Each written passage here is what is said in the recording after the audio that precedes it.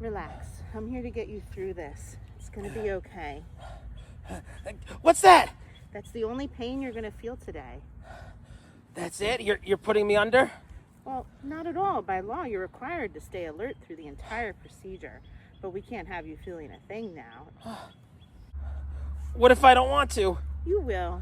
Everybody does. We're starting to replace your blood with synthetic blood now. Do you want to hold my hand? Okay. It's going to be okay. Not a bit of you will be wasted. Part of your face you can't feel right now. Not my mustache. Not my mustache. I can't feel my legs. You're going to feel a tugging sensation by your legs now. It's okay.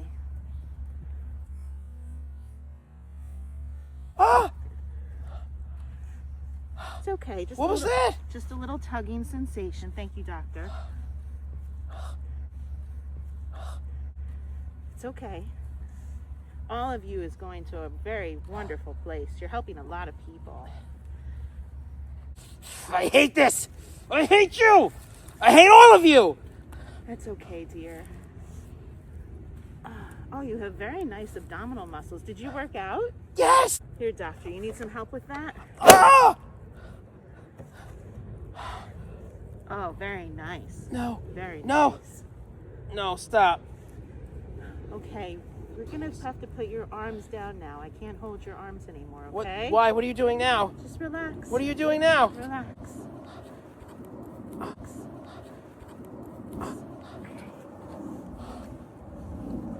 Oh, No. okay. There we go. No. Okay, you're not gonna feel your face now. I want you all to go to hell. That's very natural. Hi, everybody. I'm Joe. And I'm Mary. And we're Book Buds.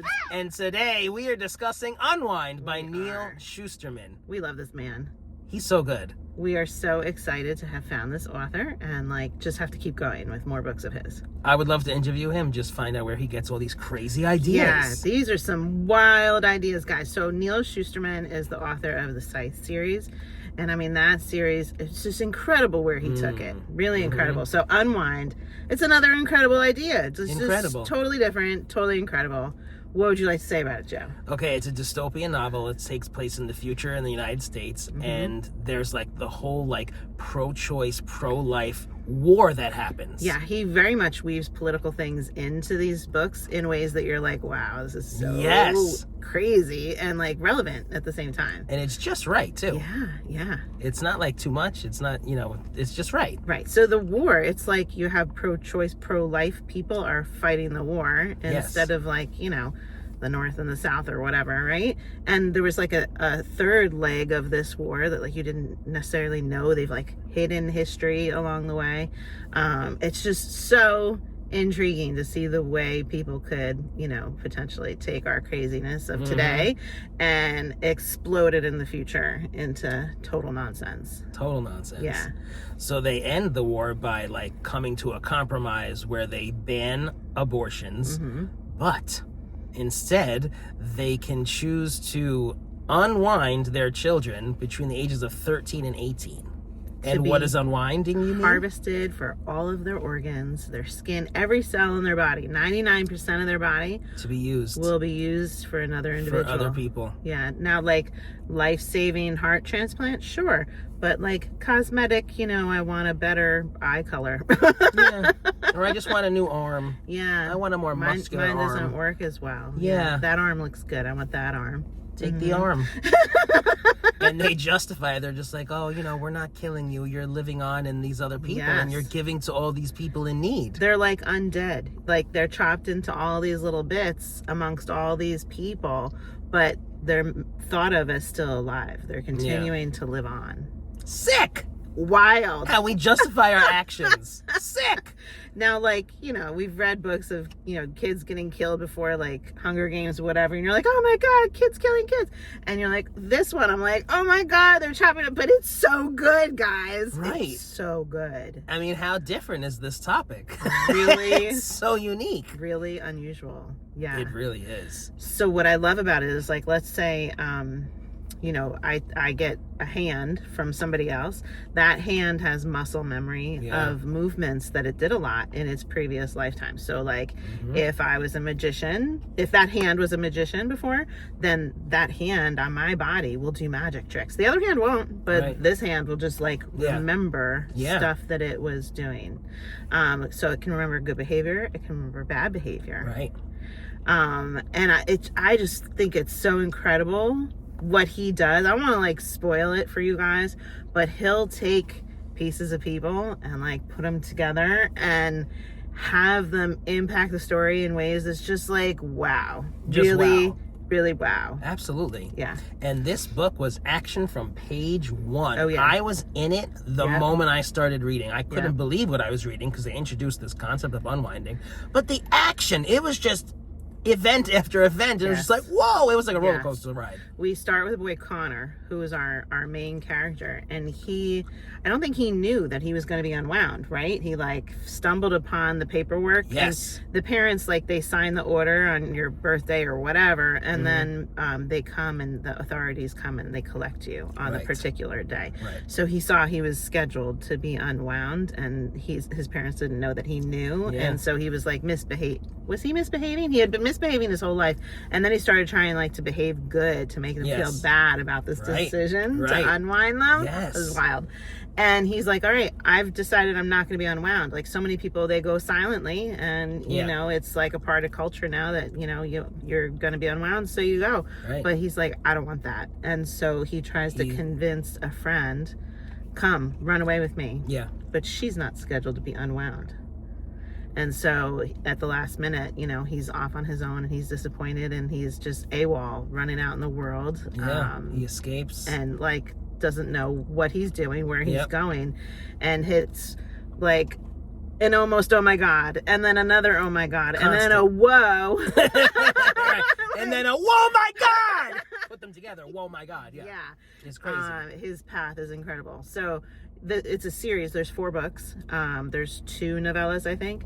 I've read 1 novella and I'm on the 4th book right now. You're finishing the 3rd book. Yes. I think the momentum is most awesome in the 1st book. I agree.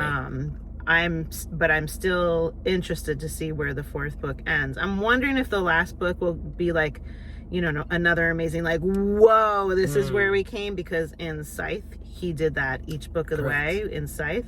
I feel like it wasn't as momentous so far in like book 2 and 3, you know, but maybe book 4 will bring it. I don't know. But even if it doesn't, the concept itself is just like, wow.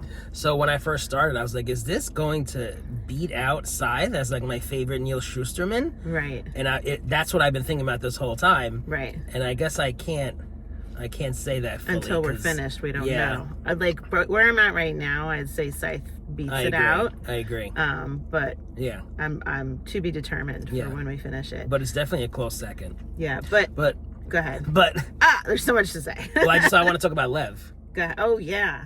So Lev is another boy that we meet, and he is a tithe. His parents have chosen him to be unwound, but it's like for religious duties. Yeah. And he's basically been brainwashed since he was a little kid, and he's not unhappy about it because he thinks it's his purpose in life to be unwound. He has been raised in like this holy manner of like it is a gift to society. His parents are making this donation. They purposefully had him to be able to make this donation to unwinding. Yes. And so many tithes, like they really believe, like, you know, that they can't wait for their unwinding so that they can fulfill their purpose and their duty and their gift to society. Right. Yeah. Another sick mindset. So imagine him teaming up with Connor, who's like, get me the heck out of here. I don't want to be unwound. Right. And like, well, Connor saved him and he didn't want to be saved. Yeah. Yeah. So, interesting. Pretty wild. Yes. And there's other people that, there's all sorts of different ways that you can like be slated for unwinding. So at birth, parents, if they were going to abort you, instead of aborting you, they can at birth decide to unwind you, but you have to wait till a certain age to be unwound. And if they don't want to raise you, they can give you like as a ward of the state. So you're just raised in like an orphanage and your last name is Ward because you're a ward of the state. And in that situation, you're just kind of like raised in really sad, depressing situation until the day that you're going to be unwound. And it's not a very happy upbringing. That's like our third main character, Risa. Yes. Right? Yep. She was in the home, and they wanted to unwind her because it was too crowded. Yes. The home was too crowded, so they chose population control. Yeah. They were like, you've achieved your potential. You've trained your hands to be really good at playing the piano, so that's all we need from you. Yeah. It's time for you to be unwound. So these three kind of meet up, and then we see what happens. Yes. We can't give it away. Yeah. But that when did we talk about no, we didn't talk about storking. Storking. So that's when you leave a baby on somebody's doorstep. Yeah. So you're not allowed to abort a baby. And if you don't want to deal with the whole unwinding or whatever, just raising it till it's unwound, you can just abandon your baby at somebody's doorstep, and that person has to legally adopt that baby, and it's a storked baby. It's interesting to see people's attempts to like refuse that and skirt around this law of storking, but storks are not treated very well. They're like a whole another class of individuals. And they become like, they're not a huge focus of the first book, but you learn a lot about them because Connor feels badly for storked babies. So you learn a lot about them in the first book, but then they have like a central role later on. It's so cool. It's so cool. Guys, don't sleep on YA. Don't sleep on Neal Shusterman. Like, these books are phenomenal. All right, so all throughout the book, I was just like wanting to like be a part of the unwinding, and wanted to see like how they did it and what happened. And I won't say which character, but someone is unwound in this book, and the whole chapter is dedicated to his unwinding. Yes, it is. It's okay. There's it totally a lot of he's in the book. And I was just blown away by this chapter. Yeah. I was reading it. I'm sorry. I was listening to it, and that had such an impact on me. Were you listening to it? I was reading it with my eyes. Wow. Yeah. Hearing it, it was horrifying, terrifying, shocking. I couldn't get over how this was just happening, and he was awake the entire time, as you saw in our scene.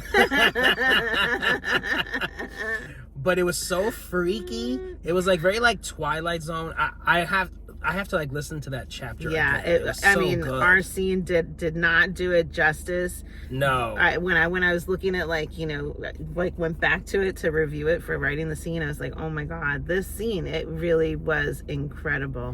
What was going on for him internally, how stark the environment was around him, and it's like a major thing that's happening, and he's just kind of like fading away. Yeah, it was wild, really wild. This book left me in a state where like I just had to talk to people about it.